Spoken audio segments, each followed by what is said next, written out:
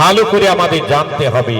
নিজের ধর্মটাকে ভালো করে জানি, শিখি, তবে আমি অপরকে ছোট করব, অপরকে আমি ভাবতে শেখাবো। চলো, তাহলে রামচন্দ্র বসে আছেন সাগর সৈকতে। এদিকে বিভীষণ হয়েছে রাজা। কোথাকার রাজা? না, লঙ্কার রাজা। রাবণ বিনাশ হয়েছে, অহংকারী রাবণ। এবারে বিভীষণকে রামচন্দ্র রাজা করে সিংহাসনে বসিয়েছেন।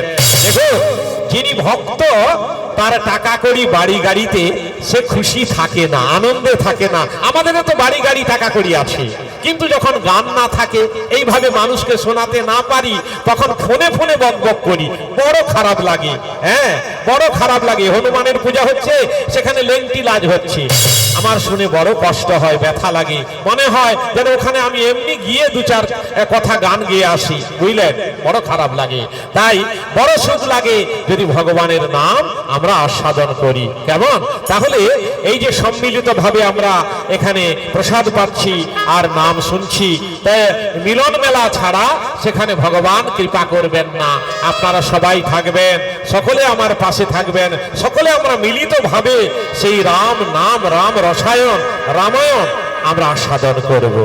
তো দেখুন, ওই বিভীষণ রাজ ঐশ্বর্য থাকা সত্ত্বেও মন তার ভালো নয়। কেন?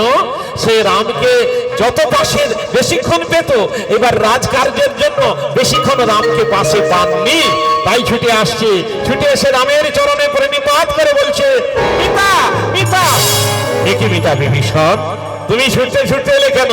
তোমার সব কুশল তো? হ্যাঁ কুশল, আমার সবই কুশল। তবে তবে সনমিতা বিভীষণ, আমি একটা অনুরোধ করব। কি অনুরোধ করবে?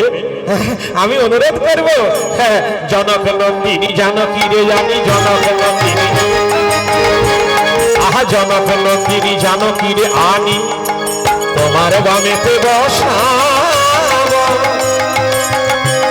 রামে হে, তোমার বামেতে বসাব। ওই যে অপরূপ সেই যুগল মাধুরী নয়ন ভরিয়া হেরিব, অপরূপ সেই যুগল মাধুরী নয়ন ভরিয়া হেরিব। আমি আশা করেছি,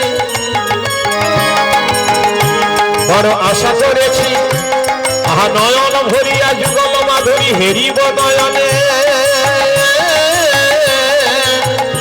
বড় আশা করেছি।